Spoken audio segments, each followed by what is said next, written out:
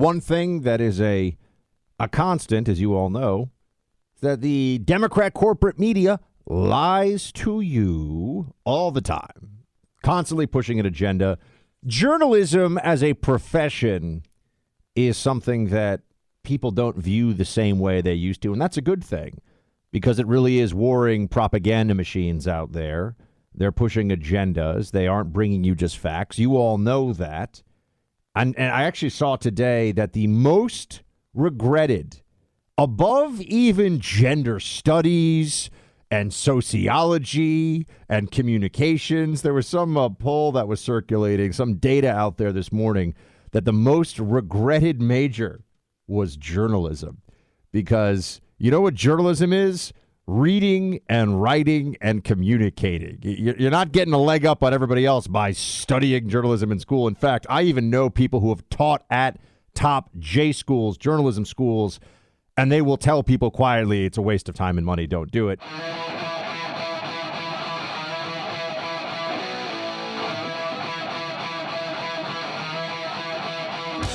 The journos, Clay, are relentless. They are true believers in their, first of all, they're this really noxious combination of incredibly arrogant and condescending, but also deeply insecure and aware of the fact that they're all very replaceable. So it's a difficult personality type to handle, to manage.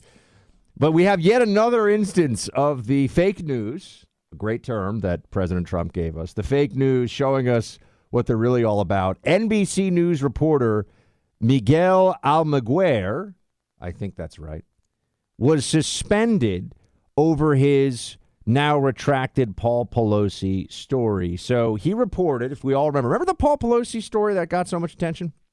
The guy was attacked. It was a vicious attack, but people were asking some questions. As I said, Clay, just on a security basis, how does this guy just walk into the home of, I mean, I would assume the Capitol Police had cameras. They were asleep at the wheel. Not allowed to ask any questions, though. It was a right-wing Trump supporter, they said. Which this guy's just clearly completely out of his mind. But so Miguel Almaguer reported that Nancy Pelosi's husband, Paul, didn't let on that he was in danger when the police were at his home right away. And so there were some questions about this. And Clay, this is early stage reporting. I mean, think about all the reporting on something far more serious and horrific than this, like the shooting at Uvalde. Clearly. There was so much reporting that was completely wrong. Now, in this case, Almaguer, it's not he didn't fabricate it. This is just what was reported to him by law enforcement sources, I would assume, at the time. And they are suspending him. I mean, he is getting, and this is now public, he's getting an official punishment for this. And we all sit here and go, oh, okay. So you upset the libs, you upset the Democrat narrative in some way, Clay, or make things even more difficult for a news cycle for them, and there are professional consequences. But you lie about Russia collusion for 4 years, you get a Pulitzer. That's where we are. Okay. And I would just point out they could easily have eliminated all of this uncertainty by releasing some of the body cam footage. The police officers have body cams on them. If they wanted to get the full story out there, they have the charges that they have brought against this guy. At some point, they could have just released the body cam footage. How often do you see body cam footage out there from police in tumultuous, controversial cases? All the time. And your point on Uvalde is a great one. Everything that we were told initially on the Uvalde school shooting ended up being a lie. Everything. Just about. And so every reporter got it wrong because they were lied to. It's really, really amazing. I mean, this was a Today Show report that they pulled off of the NBC website, that they took completely down, and now they are castigating and chastising this reporter because he said something. We still don't know 100% what the story is here because we haven't seen the full footage or the full details come out. He said something that upset the Democrat Party, and as a result, NBC News is saying we can't have this. Have you heard, this is just a good question for everybody out there, have you heard of any journalist at NBC, CBS, ABC, Washington Post, New York Times, MSNBC, CNN, have any journalist been suspended for any Russia collusion report at all? You mentioned this, but I mean just one. I haven't seen it publicly that anybody has been suspended. They got everything wrong there. They got Pulitzers. They gave themselves awards for legitimate fake news. I mean, it's and all I just about think this is instructive. I mean, it's all about the narrative. It's just service of the narrative. We all know it. It's very obvious. We have to keep hammering it, though, because you should not ever lull yourself into thinking or allow yourself to think, well, maybe the journos are going back toward the center and, they've realized the error of their ways. Are you kidding me? I mean, President Trump is likely announcing his run for the presidency tonight, right, to be president for 4 more years. I've been saying this, as you know, Clay, and everyone listening, for quite some time. The media is just waiting for this, and then all the anti-Trump machinery kicks right back into place. CNN's talking about the insurrection 24/7. I mean, this is what many of them think they need, really, for ratings. So it's not like they've actually decided that what they did in the past was partisan, dishonest, and wrong.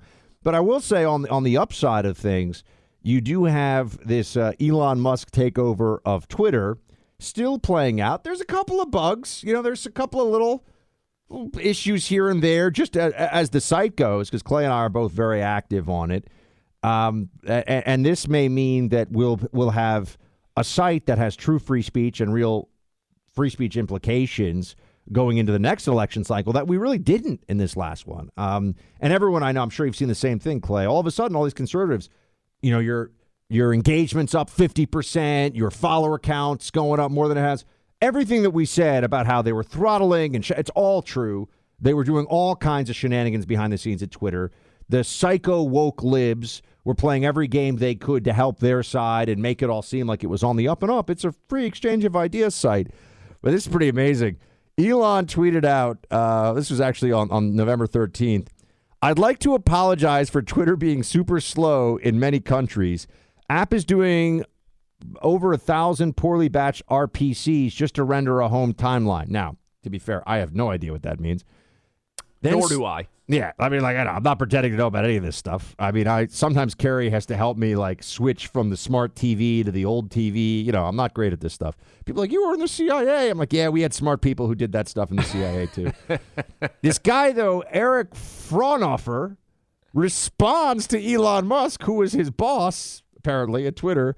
"I have spent 6 years working on Twitter for Android and can say this is wrong." Gets 102,000 likes. And then some guy who goes by the moniker Money Nerd Techie, who I think probably does know about this stuff. "I have been a developer for 20 years, and I can tell you as the domain expert here, you should inform your boss privately. Trying to one-up him in public while he's trying to learn and be helpful makes you look like a spiteful, self-serving dev for developer." Mr. Eric Fraunhofer writes, maybe he should ask questions privately, maybe using Slack or email. And then Elon just tweets in, "He's fired." And he is. It turns out messing with the richest man in the world, who is also your boss and the new CEO of your company, is a bad idea, wokesters.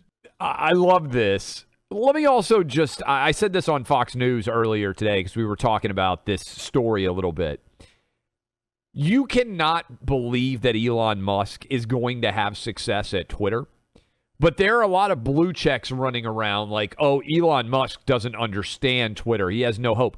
This guy is better at sending rocket ships to space than NASA is. And he totally remade the way that we power cars. Both of those things.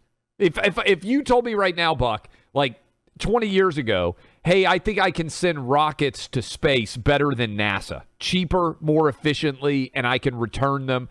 Most people would say, that's a really tall order. And if you also said simultaneously, and while I'm doing that, I'm going to redesign cars so that we don't have to rely on gas, and I'm going to electric power them and all these other things. A lot of people would say that's really difficult to do. Figuring out a social media app and configuring it and analyzing it and compared to sending rocket ships to space better than NASA and designing cars without the combustion engine, this is not very complicated. So I'm not sure whether the business of Twitter is going to be a success, because I think there's certainly bets you can place on that. But the idea that Elon Musk is not going to be able to understand the mechanics of Twitter, which this little software engineer, developer, whoever he was sniping at Elon Musk, this is one of the most brilliant people on the planet. And he's already succeeded in literal rocket ship making, and also now in the car business by redesigning the combustion engine. I think he's probably going to be able to handle Twitter. I'm just placing my bet down on this guy can figure it out. I just also, I don't do the hero worship thing, but I do live in reality. And I think when someone is the richest man on the planet because they've done the things that you've laid out there, like, maybe show a little respect. You know what I mean? Like, maybe don't be like, oh, Mr. Idiot Elon doesn't know anything about the back end machinations of I don't even know what you call this thing, the software. Once you start getting into computer science, I mean, it is might as well be speaking Mandarin. I have no idea what's going on.